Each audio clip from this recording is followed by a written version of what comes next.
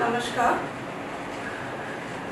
In the live talk series from cerebral palsy from basic to advanced, today we will discuss about how to proceed for treatment. This topic is another very important topic, and I think most of the parents might be feeling need of this topic, and probably it is very less discussed topic, because cerebral palsy, as we all know, is not a single disease entity. It is a set of problems, and problems are also very unique and different for different children. So many times it becomes very confusing for the parents, and there are no single standard guidelines as how to proceed for treatment. So in this today's talk, which is the 6th in line, we are trying to cover this thing. We are going to discuss what is the basis and what parents need to understand in order to achieve best outcome in their children. Today we will discuss little bit about some famous personalities. Of course, we will take the example. Then we will discuss about the prognosis. Then what is the scientific basis of treatment. Then how to proceed for the treatment, and where to go, what to do, and what all the things you need to know. As you all might be knowing, might have heard the names of Stephen Hawking, Ashtabakr from India.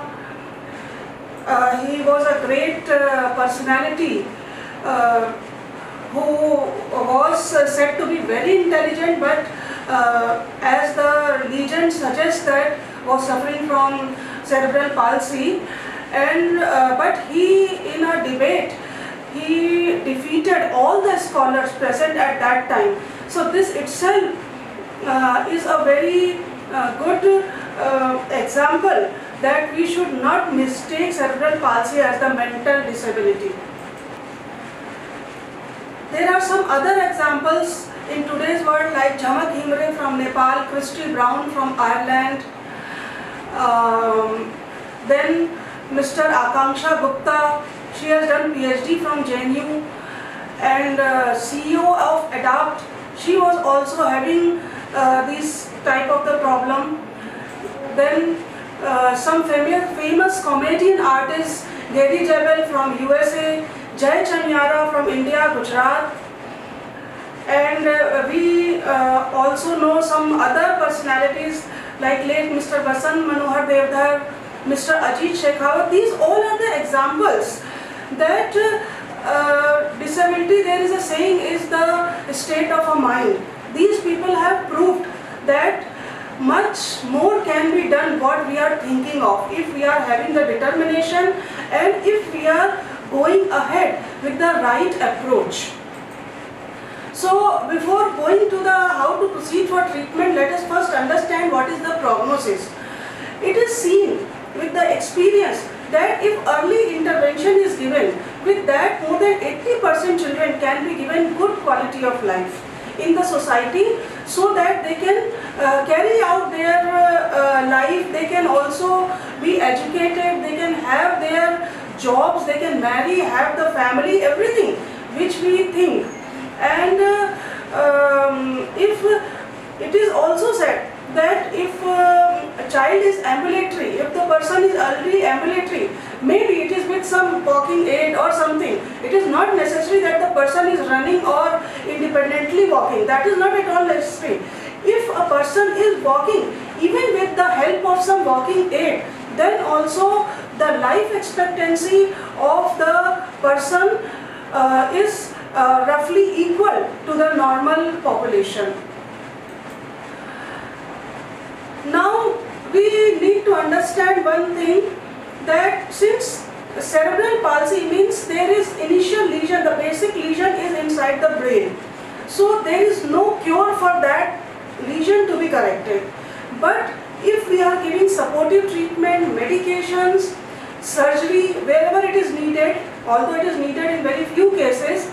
These things can help individuals improve their motor skills, which is falsified or which is at stake in the cerebral palsy. Second thing, we need to understand that there is no single therapy set or treatment, if we are saying, which will be correct for every child or every individual. Since the disability or the problem is different, maybe the basic thing is common, that is cerebral palsy, some damage in the brain, and because of that some motor problem is there. But along with that there are more, means spectrum, wide range of the disorders which a particular person can suffer depending upon the area of the brain involved. So not a single, we cannot fix a disease, a treatment regime which will work for every child or every person. So it is very important to identify each and every problem which is affecting the quality of life in the child. One more thing we need to remember, that many times parents think that my child was walking or was sitting at least and doing some work by the age of maybe 7-8 years of age or 10-11 years of age, but after that the child has deteriorated. The reason for that is that when there is some growth spurt, what happens, the child's height increases, weight increases, and along with that the quality of bone or the other growth pattern, everything that is affected. Normally the children, they automatically they cope with this, but if the child is already having some problem like the motor problem, then these things, coping with these changes is bit difficult, and maybe the child will deteriorate after this growth spurt. So we have to have a close eye on the progress, and we need to have a follow-up, regular follow-up, if we want that the child is going on like not deteriorating and going to do better, because we cannot preset this mind that now my child was very nice and what has happened suddenly. This is expected, so we need to keep an eye on that. Now proceeding to, before we need to understand or before we will discuss about how we will proceed for the treatment, we need to understand the basics. If we understand this basic, it will be easier for you to understand, because the problem is not the straight away that there is some infection, you give the medicine and it will be cured. It is not like that. So there is a concept which we call as the neuroplasticity. This is a very, very important concept in case of cerebral palsy. Means for the treatment of the cerebral palsy, because we utilize this concept for the treatment of cerebral palsy. This is what it is, actually the brain's ability to change and to rewire and to relearn and strengthen the important connection. Actually what is there in our brain, there are millions and billions of 100 billions of neurons, and they are connected in the circuits. What happens if there is damage to some portion of the brains? It is not that all the neurons are active all the times. Some neurons are actually, they remain sleepy, but they have the potential. So what happens if some damage is there, the brain is injured, then what happens, that the brain will attempt to create new pathways, and because of these new pathways, new circuit sort of thing is created inside the brain to cope with the injury. That is the natural reserve sort of thing which the nature has given to us. And that is why if we utilize this capacity in the early periods for the, that is why we are talking of the early intervention. So if we utilize this concept right activities, and these circuits, these new circuits which are healthier, though they have not learned the natural way all the things which were controlled by the damaged portion, but these new circuits which are normal and healthy can be retrained to adapt and recircuit the things to learn the new skills. This is a very, very important concept on which we are working for the betterment and for adapting the new skills in the children or in the individual. As I have told that this is in the early age, it is very, very important. Why it is so important? Because this neuroplasticity or this concept in which the brain's rewiring or adaptability issue is there, it is very good in the early years of life, especially in the first 5 years of life. So at this stage, when the brain is developing at the rapid speed, we can give a very good training, and the brain can adapt easily to the new training, and specific skills can be, if these specific skills are learned or practiced, they are more likely to recover. So that is called as the golden period for the training of the brain, retraining of the brain. Early intervention will give a child best chance for the learning regardless of the condition or diagnosis. So that is, we are emphasizing it again and again, importance of the early intervention. Now there are some principles that how we can best use this concept of neuroplasticity to achieve maximum functional gain in a child with cerebral palsy. First concept is use it or lose it. Means, if at this period when the brain is developing, still developing, if we have not practiced, if the child has not practiced the skills, then it will be difficult later on for the child to learn these skills. And if we are practicing it again and again, and specific skills, see, we all know that it is not the problem of one particular muscle or only one particular portion. There is a functional representation, so functional selective motor control is there. So that selective motor control is lost. Means if a person wants to do some particular work, like to hold a cup or like to stand, we need to some particular group of muscles to work, and this specific skill is lost in cerebral palsy. So we need to work on that particular skill. It is not that we are stretching one joint or other joint and then we will gain it. No, it is not like that. We have to work on the specific skills. We need to work on it again and again, because we are giving training to the brain from outside, from our side. So repetition and regularity, all these things are very, very important if we want to give training to the brain properly. Apart from that, other principles are that timing. That timing is very, very important. Again, as we are telling that at what time, what skill we are learning first, and what skills we are learning later on, and as early as possible. Second thing, that motivation. Motivation also is very, very important, because the child is not able to do that particular function, and it is very difficult because that is not coming naturally to them. So we need to, they may be tired, they may be exhausted, they may be irritated. They need motivation for their brain to work in a proper manner and to adapt the new skills.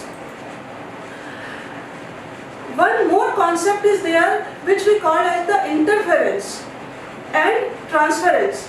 That this learning or practicing skills should be in multiple environments. Like suppose if we are giving training child to sit comfortably on a chair or on a stool, that training must be given not only in the home environment, that training must be given in the home environment, in very close environment, maybe at the school environment or therapy center environment, or maybe at the community level. Then the child will, that skill will be adapted very nicely to cope in all the situation.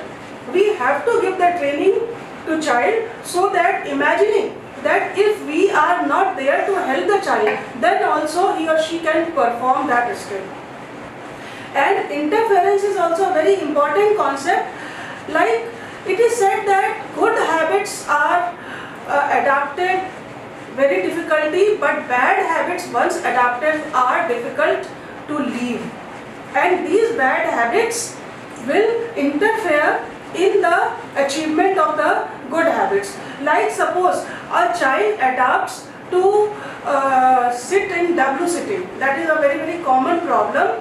Then the brain, which is like this new circuit, this neuroplasticity principle is there, also it is applied. So the brain is gaining that training to sit like that. Then it will be very difficult to train the child to not sit in double sitting or to sit properly either in Pralati posture or cross-leg posture or in proper manner. So we have to be very cautious that child must not adopt any bad skill or any skill which is not good for him or her to leave later on. So now what is the plan? If we have understood this principle of neuroplasticity, then it will be easier to understand that what we have to do. So in the planning, it is not that you get anything and listen anything from anywhere and start doing, which in anxiety many times this happens. So please, before adapting or before going for any treatment, do everything stepwise and in proper manner, then there will be less chance for any problem or losing something. So for that, what is first thing and foremost thing is the complete assessment and investigation. When you do all the complete assessment and get consultation with the specialist, then the picture is clear that what all the problems the child is having. You need to have a list that my child is having these problems, like having motor problem in one leg or one hand, and this kind of the problem, or maybe some deformity or any such kind of the problem. Then what are the associated problems, vision, hearing, or maybe epilepsy or what all. So need to list everything. Then you plan for the treatment. That what are the best options for the treatment of these all the problems are there. Then you go to the, before starting the treatment, please have a list that what all the centers are providing these treatment. Then you, before actually going to the treatment, visit the center. That is a good habit, that you visit the center and see all the things yourself, verify that what all the things are going on, how the things are there, how they are applying the treatment, what all the things are there. You can also look for the trained staff, that how much training is there for the staff for treating those particular problems. These all the things when you have identified, then one more thing is there, as we have told in our earlier talks also, that it is not enough if we are going for 15 minutes to half an hour to the center. That will not suffice for the training, because we have to retrain and repetition of the training is there. So we have to go for the home-based therapy along with the center-based therapy. Second thing also, that the this therapy for the cerebral palsy, it is continued for very long time, 15-16 years at least of the age to the child, because as we know that with the growing age, the things change. So we need to continue the therapy till the maturity. So for all those things, we need to prepare ourselves for the home-based therapy. And all these things, when you prepare and do all these things, then one more thing which is very, very important is life planning. It is not only what happens that many times parents think that my child is not able to walk, I want him anyhow that he should be able to walk. It is not only that walk. Suppose your child will be able to walk in some 1 year or 2 years or 3-4 years, will be able to walk. Then what? You have lost the precious time when your child could have learned other skills. So it is not only one thing. We have to work on all the things that are needed for the development of that child. Now, we have planned everything. We must know that whom to consult, as we have discussed, that we need to consult. So whom to consult? First thing is that for all the general problems, the first basic person to approach is the pediatrician. The pediatrician can tell all the basic problems in the child, and then he can refer or she can refer for this particular problem where to go. Then suppose the child is having epilepsy problem or that kind of the neurological problem, you have to go to the neurologist or maybe pediatrician. They are treating these children. For that you need to go to them there, because this epilepsy has to be controlled for the better outcome of the treatment. Then you can go to the developmental pediatrician or pediatric orthopedic surgeon for the detailed evaluation of the disability, so that you know exactly what all the problems are there and you can plan for the treatment, long-term treatment. Apart from that, whatever problem child is having, suppose your child is having, not all the children are having these problems. You need to know that what problems your child is having. You identify, as we have discussed earlier. So if the child is having vision problem, go to the ophthalmologist. If the child is having hearing problem, go to the ENT specialist, or other speech problem or any other problem.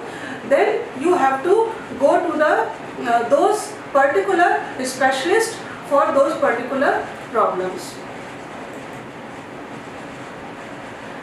Now we have also discussed that you visit the center first, and when you visit the center, you see for some things, few things, that whether it is okay to bring my child to here, or suppose you have seen 3-4 centers, then you need to select that which center is best for my child.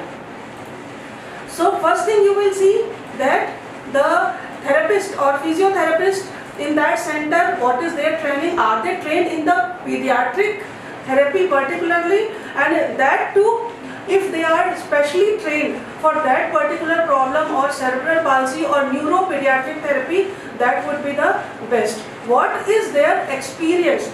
That also you need to see next.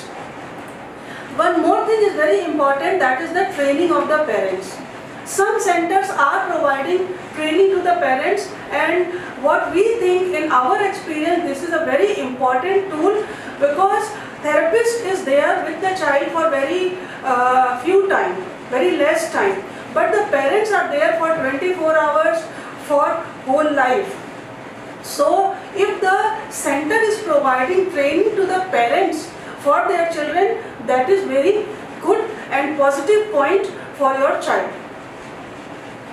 Because earlier also we have discussed that parents' involvement in the whole treatment process is very, very important. It is our experience. We have seen those parents who were very dedicated.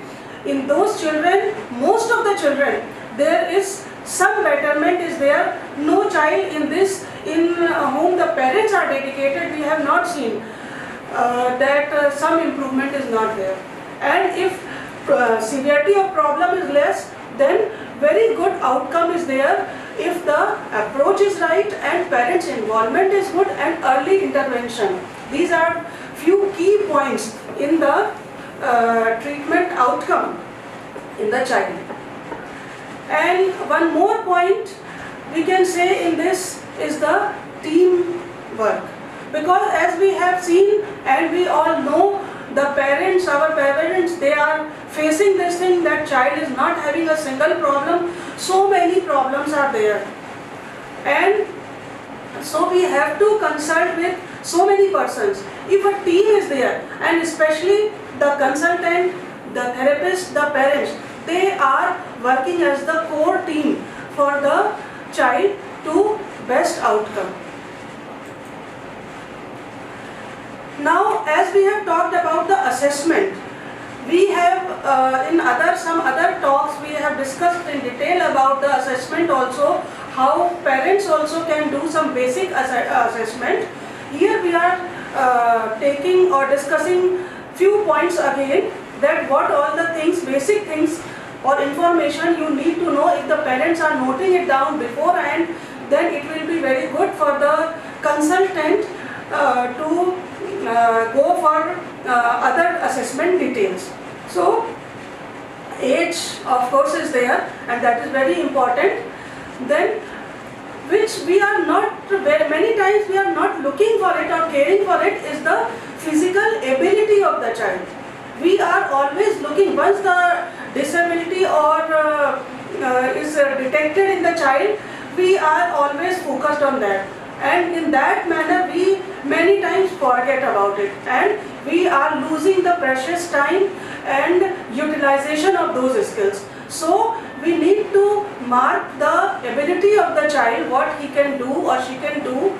Then type of cerebral palsy, whether it is spastic or whether it is dyskinetic or whether it is ataxic or other mixed type, because treatment outcome is very much dependent upon the type also, apart from the severity.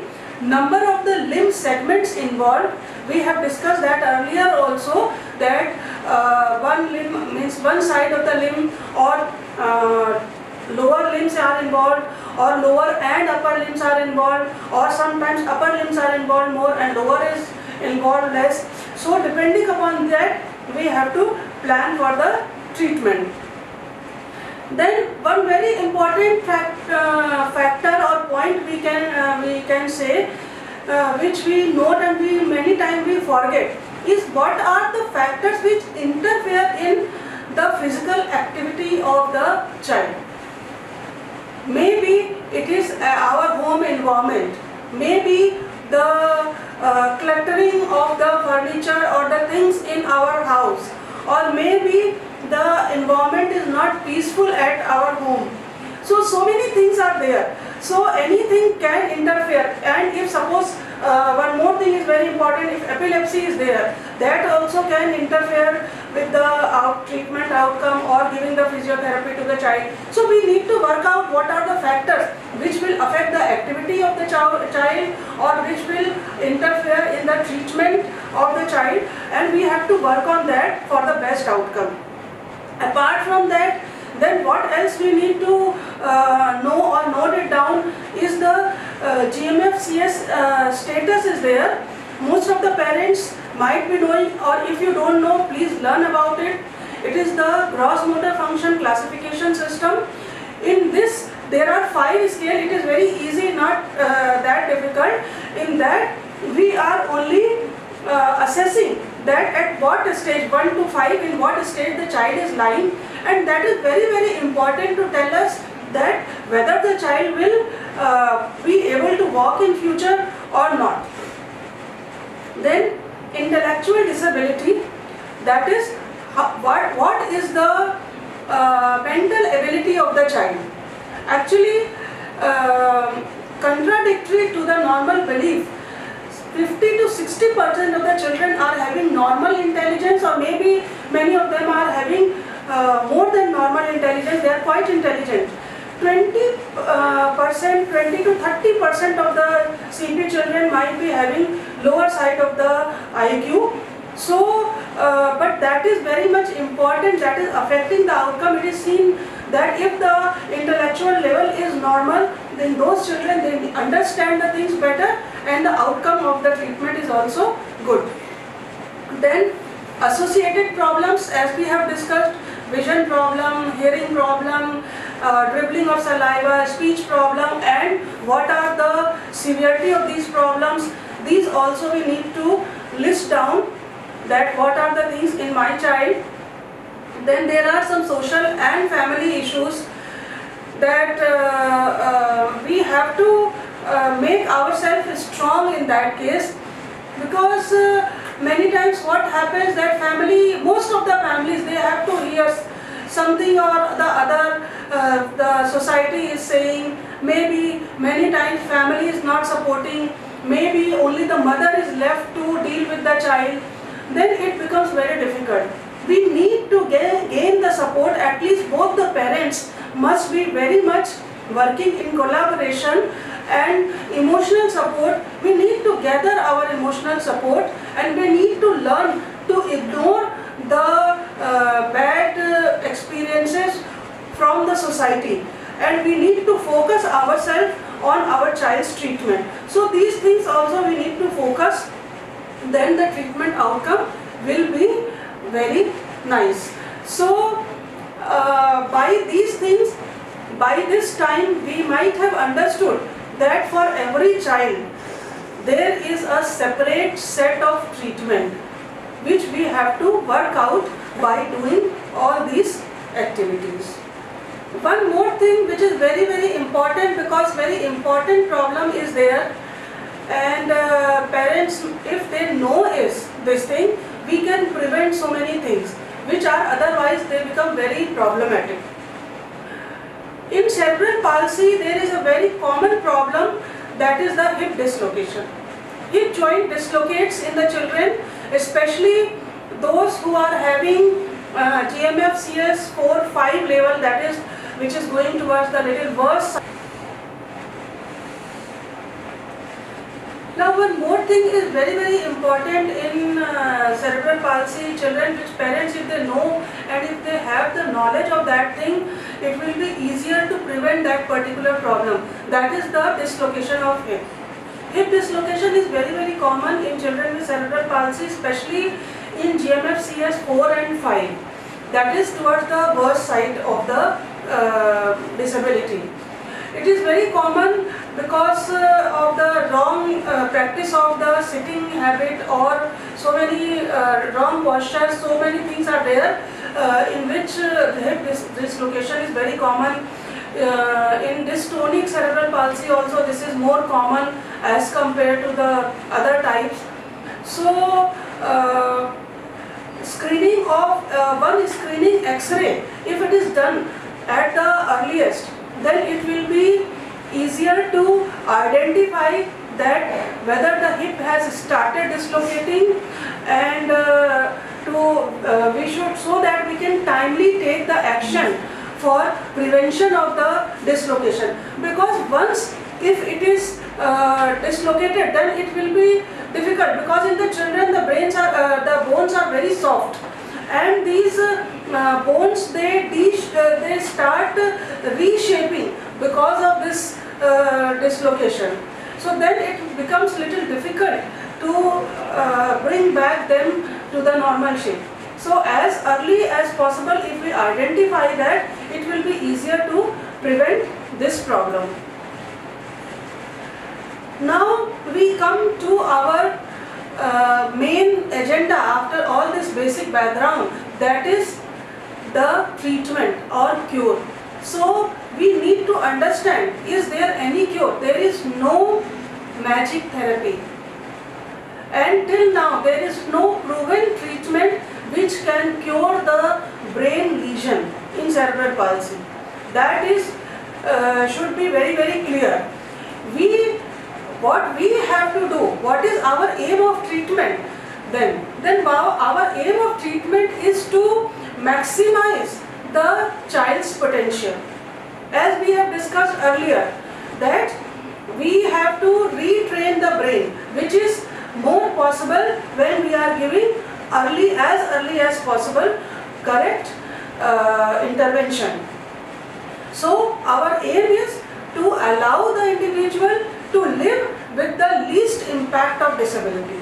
We cannot say that it will not be there. It will be there. We have to accept that fact. But so many other things are also there. So many other problems to other individuals, like maybe some people are having eye problem, eyes vision problem. They are living with the aspects. That is not the problem. That they have accepted. Like that way we have to accept that this will be there. But how the person can lead to normal life, that should be our goal. What other things we need to understand, that what are the areas of development in the developmental milestone. We have to understand that it is not only the motor problem. In the motor problem also there are two types of the problem, that is, first is the fine motor problem and the second is the gross motor skills. Most of the time people are more focused on the gross motor skills, that is the function of the large muscles and functioning of the limbs, that is the upper limb, hands or lower limbs, that is legs. There are fine motor skills in which the small muscles of the hands are working, and if they are not working, then it will be very difficult for the child to carry out the daily activities to carry out the living, like holding the pen or holding cup or holding the clothes or whatever, all the things they need the fine motor skills. That also we forget, and apart from that there are other areas which are developing side by side. That is the cognitive development, in which the child has to understand the things around him or her. What are the things going on, what is the environment, what are the persons, all these things. What are the other things to understand the society, everything. Then social and emotional development is also there. That also sometimes may be little bit, because they are understanding the things, they may be irritable, they need a comfortable environment, they need to be understood more. So that is also there. If the parents are anxious in front of them, and if the parents are frustrated in front of them, then that also they are gaining, and that is also hampering their development. Or many times maybe the children are much more pampered. That also is harmful for the children. So we need to take them like a normal child. And speech and language development is also there. In some children that may also be affected. So if we are not taking all these areas into consideration simultaneously, then it will be difficult, because the time will pass. We are working on maybe only on the motor development, then the other things will be left, and then later on it will be very difficult to correct these problems. About the how we are working on overall things, as we have discussed previously, internationally some models are suggested, and one is the ICF model, that is the International Classification of Functioning, Disability and Health. This model is suggesting on the overall development of the child. We have to understand that what are the things they are suggesting, and they are emphasizing that it is not only the motor thing, or it is not only one thing which we have to work, because whether we know it or not, whether we are working it or not, everything is affecting your child. So what are those things? Body structure and function, such as muscle tone or muscle strength, and selective motor control. Selective motor control means for one particular task, what are the group of muscle or what are the group of actions which are needed. We need to develop that. That is the basic thing we are working on. The second thing, that activities and participation, such as activity of daily living and quality of life. Side by side we need to work on that. Whatever the ability of the child is there, we have to identify that, and then we should allow the child to do that much of the activity by himself or herself, and as the child progresses in the function, we need to go on incorporating that particular function into the activity of daily living. Then the third thing is the environmental factors, such as the impact of the family and environment, which is very important. Support of the family and atmosphere of the family is very important. We need to work on that.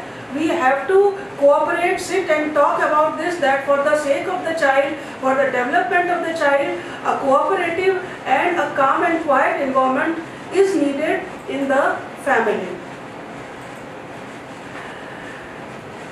Many times what happens that we are very much anxious that when my child will walk or run or do everything independently. See, if we are thinking on that much, then maybe, because that may take very much time, or maybe in some children it may not be achievable, we may not be able to achieve. So it is very important that we should focus on small degrees of improvement, and very small degree of improvement also is very important, because for that child it will be a gain of confidence, it will be a boosting for the next step to achieve or next function to achieve. And suppose the child who was not able to sit has started sitting. Suppose a child who was not previously able to eat himself or herself is able to hold the spoon or is able to take something into the mouth, maybe something is spilling, is very important for that particular child. So we need to focus on every small improvement. And if the child is able to walk with some walking aid, that is okay. That is very much okay. Our goal is should be to make the child able to live independently. That is our focus. That we need to understand and keep in our mind. Cerebral palsy affected baby or adults have more characteristic. That is also a concept that usually they are having towards the other primates type of the level of the development, and our goal is to take them to the higher level.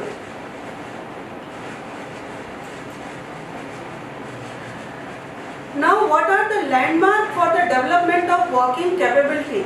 If we are knowing these landmarks, then it will be easier for us to plan for the treatment, and for our goal will be clear that now by this age my child must be able to achieve this thing. Like the child must be able to hold neck by 1 year of age. It is normally it should be within 2 months of the age. But if the child is not able to hold the neck by 1 year of the age, then we cannot think that he will be able to walk independently anytime in the future. Then we have to work on that. Now my child must be able to hold the neck and must be able to sit. For that we have to work. So that is the thing. Sitting balance must be achieved by 2 years of age, and standing balance must be achieved by 4 years of age. So it is very important to achieve all these functional abilities within this age limit. And if the brain is severely damaged, then also we can achieve at least some milestone with good therapy with early intervention. So that is why it is very important that timely we are identifying and giving a correct and good type of the rehabilitation modalities.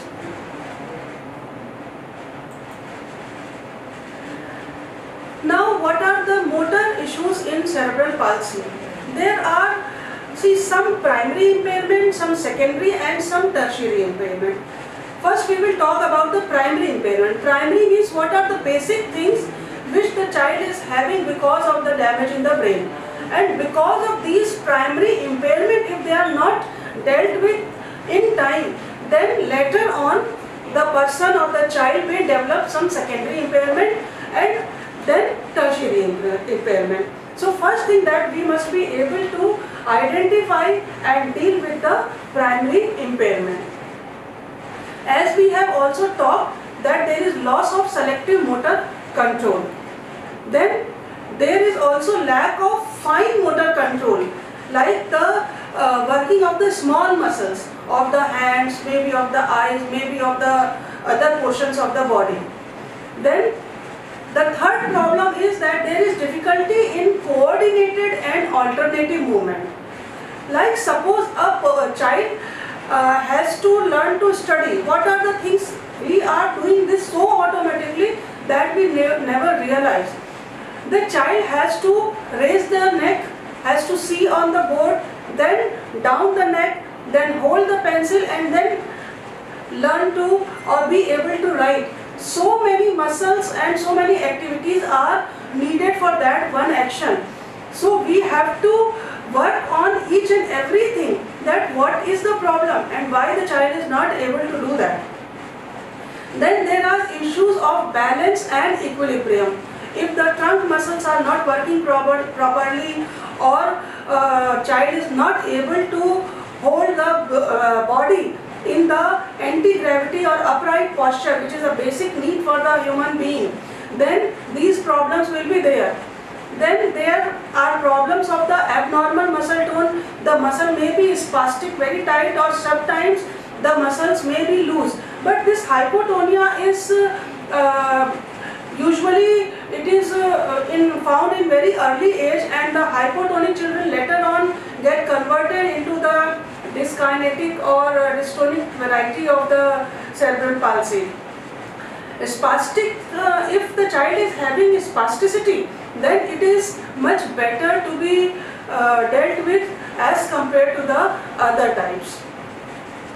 Apart from that, there may be muscle weakness in anti-gravity muscles, like some muscles are there, particular muscles which are helpful for us in keeping upright posture. If those particular muscles are affected, then we have to work on those particular muscles, that you will know with the consultation with the specialist, and then how to work with those muscles.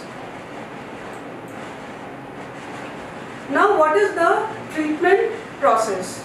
As we all know that physiotherapy is the mainstay of rehabilitation program. It is needed throughout the lifespan of the child, and it is dependent upon that what is the GMFCS level, what is the type of the cerebral palsy, and what is the age of child. Considering all these factors, we decide that what type of the physiotherapy the child is needing. Then we need to, after considering all these things, we need to work on the functional goal, that what we need to achieve and what the child can achieve with the physical therapy and training. Side by side, as we have discussed, that for developing all other skills and developmental, like cognitive, emotional development and all other areas of development, there must be inclusion of indoor, outdoor, sports activity and all other extracurricular activities which the child is having. We must identify the skills, what skills the child is having, then we have to develop on those skills as well. Early intervention is the key for the better outcome. As early as possible, because 5 years of age is the golden period. If we have identified, then we need to work as early as possible, and because developing brain is most easily adapted for the new skills. One thing which we often forget is the sensory organs or sensory stimulation. Many times when we are giving therapy with the best of the therapy, with all the other things, sometimes we wonder why my child is not improving. What happens, there are some sensory issues. If we are not dealing with these sensory issues, are like input to our brain circuit. If we are not working, if the right input is not going, then right output is very difficult. So we must identify the sensory issues in the child, and then to correct first those sensory issues and then work on the other things. what is the developmental milestone, at what stage the child is there, that also we must know. From that place we have to work further. Then side by side, if the child is having speech problem, hand activities, then we have to give physical occupational therapy, speech therapy to the child.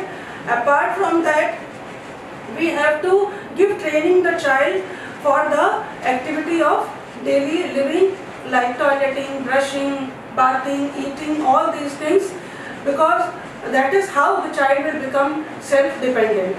And along with that, education, we should not forget about that.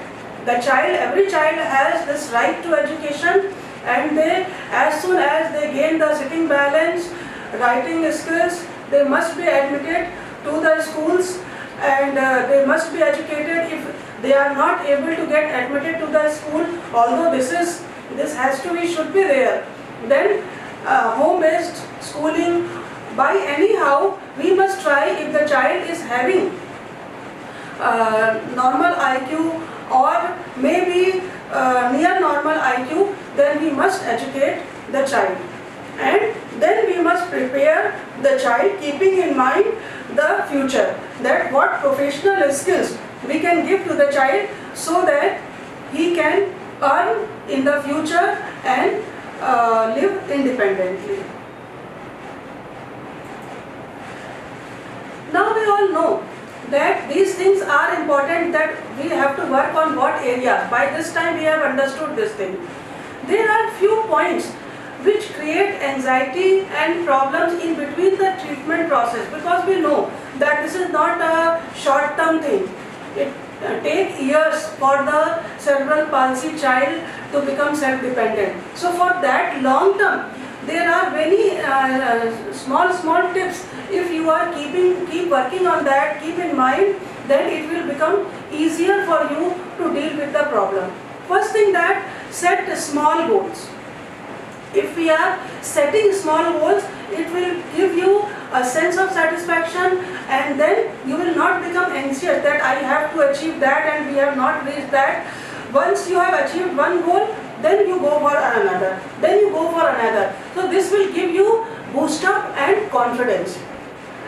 Then you should know your limitation. As we have discussed, if the child is not able to hold the neck by 1 year of age, we should not imagine that he will be able to walk independently or run independently or like that. So we must know that now what is my goal? My goal is to make the child self-dependent to live in this world. If the child is able to stand with some walking aid or can go with a wheelchair, but the hand is working, is able to do other things, is well educated, understanding the thing, then also the child can go on living with the life. So we must know our limit. Then you must know the correct method of therapy, because wrong things do more harm than good. That is also important, and for that please don't do experiments, because that is also, now this is the era of social media and internet.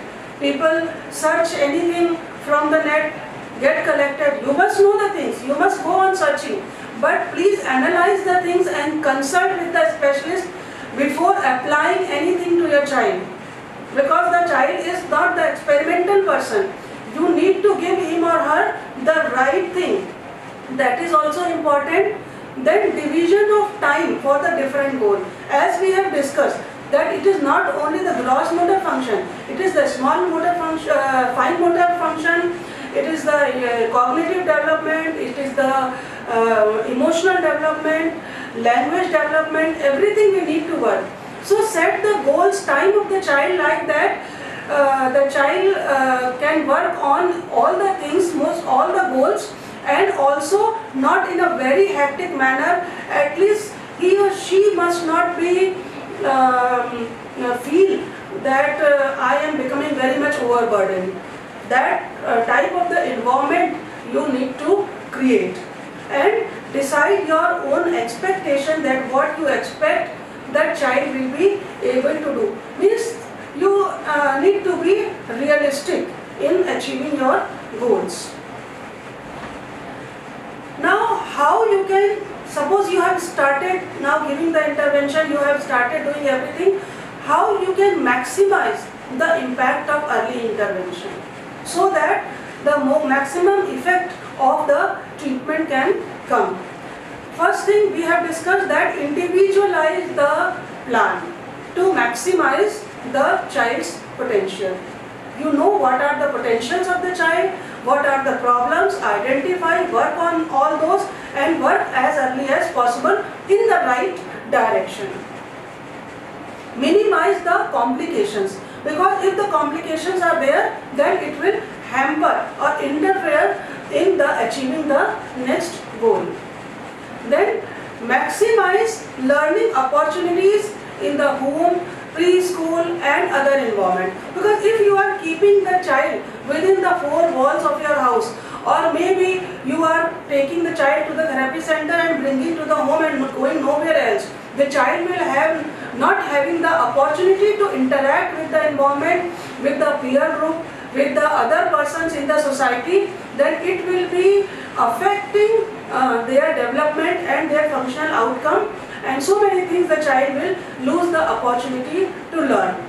Children with special needs have the best chance of flourishing when early intervention is delivered, as we are understanding or we are seeing with these all our discussion, we have understood that that is very much important. Many times we are also seeing that the parents are, or rather most of the time it is there, if the parent are there having a CP child, they only know what is the problem. So they are under stress, definitely they are under stress.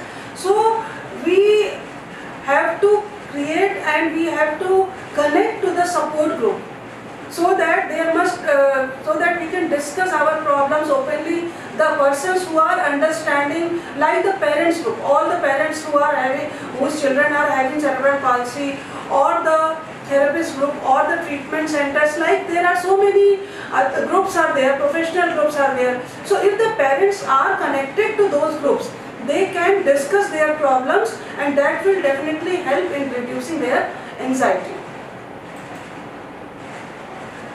Few, as we have discussed, that they must be able to do their work, they must be able to achieve maximum potential their functioning outcome.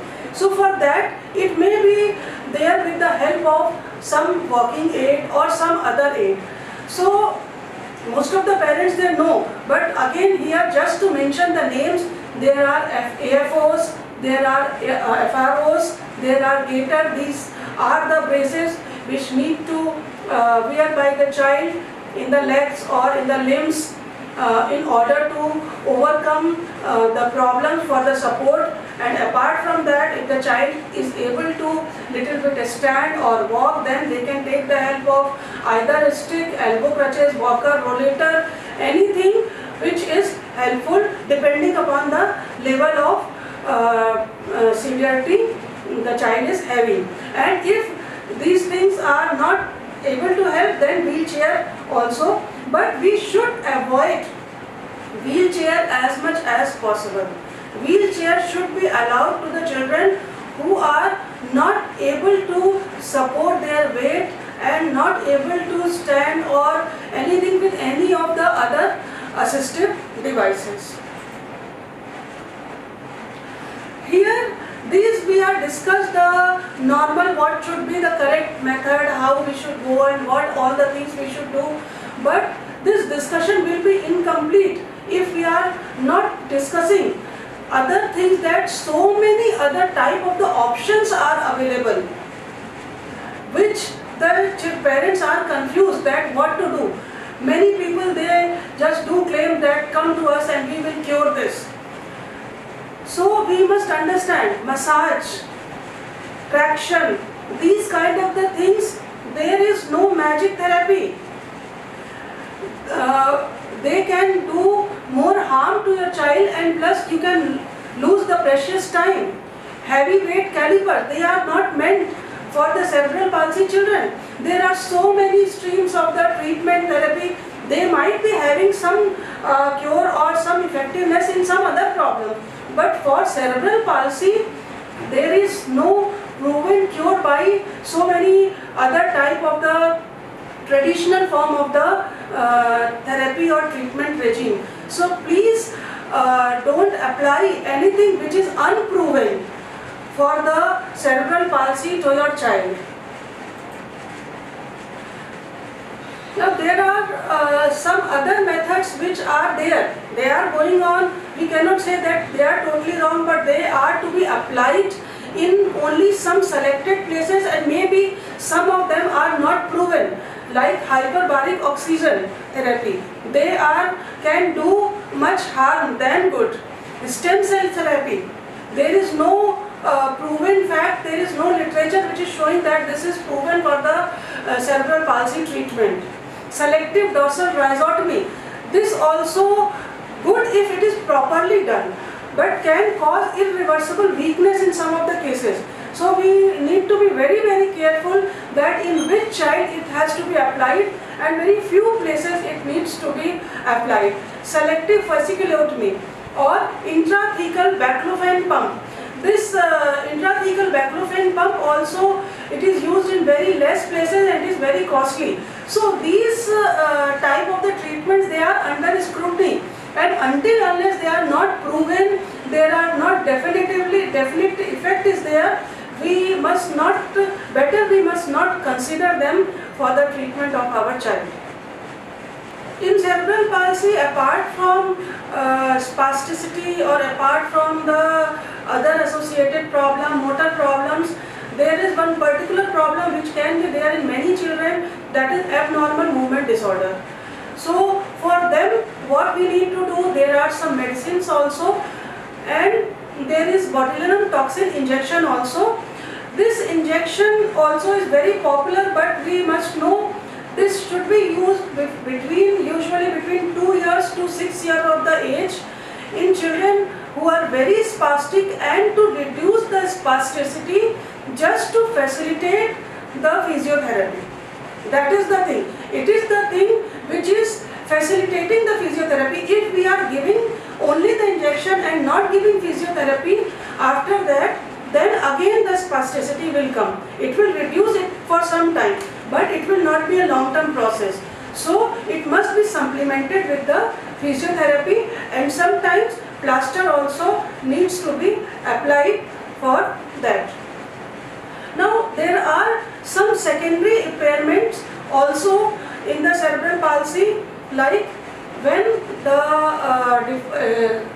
spasticity is not treated or correct physiotherapy is not given for a long time, then the muscles start contracting. So they can go into the contracture. Apart from that, when the muscles are contracted, then because the child is growing and before that muscle has contracted, so the bone growth also will be affected. There may be torsion. Tibial torsion is very common, femoral torsion is very common, there may be contracture, and there may be abnormal development of the bone, or so many other problems can occur. So for these things, then we have to consider for the surgical intervention or other interventions available in consultation with the consultant or specialist. And if these are also not corrected in time, these secondary impairment like contracture or deformity, then what happens? Then the body start adapting to these secondary impairment. Then that again becomes little more difficult to correct. So it is better that these secondary impairment does not develop, and if they develop, we should take early action so that further adaptive impairments are not developed. So for these problems, if the secondary or tertiary impairments have developed, then we have to go for the orthopedic surgery or surgical intervention. In the surgical intervention also, it is seen that the traditional orthopedic surgery is not very much effective in the cerebral palsy. We need to be very specific, and surgery is also more effective in the spastic type of the cerebral palsy as compared to the pure dyskinetic type of the cerebral palsy. It must be done, at least the child must be 7 years of age. By that time the gait is mature. So once the gait maturity is there, then we assess the child and then we go for the orthopedic surgery. The latest concept in the orthopedic surgery is the minimal soft tissue surgery, because we need to leave the muscles and the soft tissues to the as much as possible, and bony deformities are corrected. Then the soft tissues and muscles are developed correctly according to the physiotherapy, according to the correct development through the correct physiotherapy. That is the thing. Usually the surgery is needed in two stages. First in 7 to 10 years of age, and then when the growth spurt comes, then again there are chances that some problem or some secondary impairment can appear. So at that time, at 15 to 16, around 15 to 16 year of the age, second surgery may be required. Now this was about the basic problem in the cerebral palsy and how and what we can deal with it and what we must do for this. As we know, there are so many associated problems in cerebral palsy. There may be epilepsy, convulsive disorder, sensory defects may be there, speech impairment may be there, intellectual problem or disability may be there, visual defect, hearing defect may be there, poor immunity may be there, chest congestion, which is very common with the cerebral palsy children, especially non-ambulatory children, sleeping disorders, sleep disorders or behavioral abnormalities, these things also can be there, growth retardation, malnutrition is there. Obesity also is important and problematic in the cerebral palsy. They must not be malnourished, but they must not be obese also, because overweight always hampers in their walking ability. So we must keep a check on their weight also, and they must not be malnourished also. For that there may be feeding problem also, so that also we must know feeding problem, GI reflex and all. We will be dealing with these things later on also. Drooling of saliva, so many associated problems are there. We need to have a list and we need to work for our child. What is the problem we need to identify and then work on that. Like how we can do control of seizure. For that we have talked that we have to go to the neurologist or neuropediatrician. Then nutritional care. We must be taking care of the maintaining nutrition, good nutrition of the child, like every type of the nutrient must be there, but simultaneously weight control is also very important. Otherwise it will be creating one more hurdle for the child in his or her ability to stand or walk or do the activities. These children are frequently deficient with the calcium and vitamin D because of the less exposure to the sun, and that is again not only hampering the bone growth and making the bones weak, they are also making the immune system weak. So supplementation of the calcium and vitamin D is also required. For the education, we must go for the mainstream schooling as early as possible, as early as the child gains the sitting balance and fine motor skills are developed little bit, then the child must be able to send to the mainstream schooling. We need to take care of the braces and walking aid, because with the age they can become unfit to the child. So we need to change the brace. Maybe they are torn or maybe they are broken or something is there, some problem. Maybe child will not be able to tell you but will get irritated. So need to check these things also. Then barrier-free environment, as we have talked earlier also, that at least the places where the child has to have the regular movement should be not having so many things, furniture or all other things must not be there, or must be very less, so that there is free space for the child to move into. Apart from that, as you know that the child is having so many problems, and this child may be needing some support for the lifelong, there is a must for the medical and life insurance. You just find out the best type of the insurance for your child and get it done, so that it will be helpful for them for the future life. And as soon as the child develops the skills, functional abilities, gets the schooling, you prepare everything and then go for the and think for the job or profession or anything by which the child can do his or her learning in future. So that is the overall thing, all the things which you need to work on, so that your child will become independent or self-dependent in real sense. So what is the key message? Problem and task oriented therapy. It is not that one particular joint is mobilized or one particular muscle. You need to work on that. If the child is not able to do this particular work, how he or she will achieve this. Use of strength training, gym and some yoga posture is very important in improving some abilities and preventing some problems. In place of heavy weight caliper or cumbersome braces, there are many good lightweight braces and walking aids are available. We must know those and let our child use, so that it will be easier for them to move around.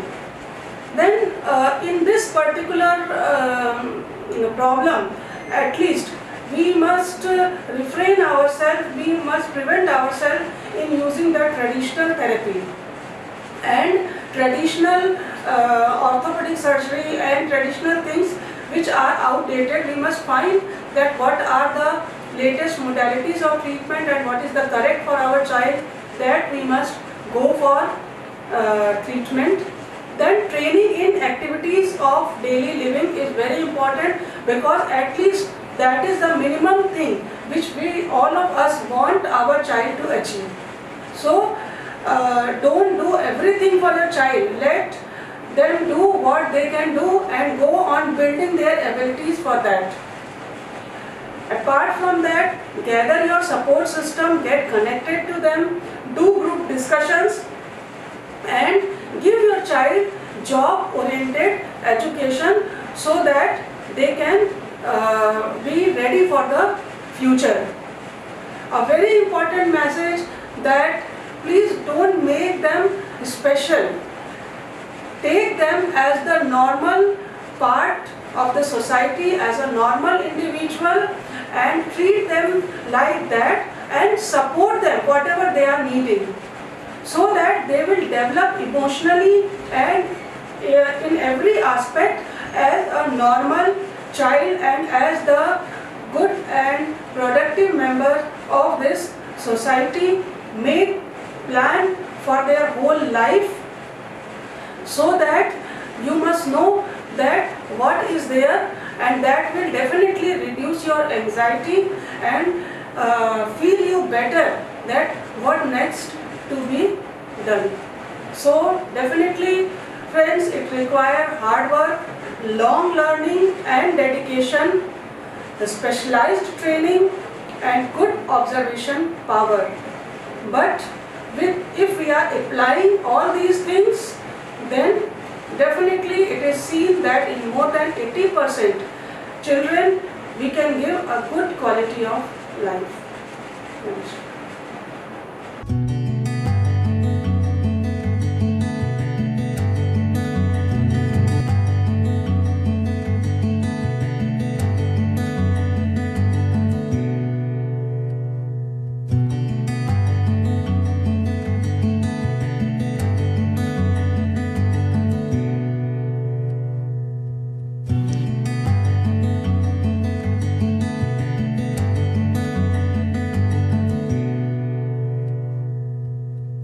Cerebral palsy में अधिक जानकारी के लिए हमारे YouTube channel Trishala foundation और JJN 999 को subscribe करें।